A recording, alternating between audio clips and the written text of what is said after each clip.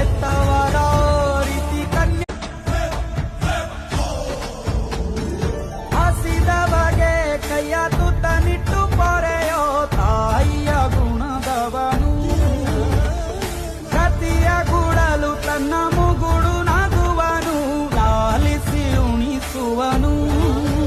ಗೀತೆ ಬೋಧಿಸಿದ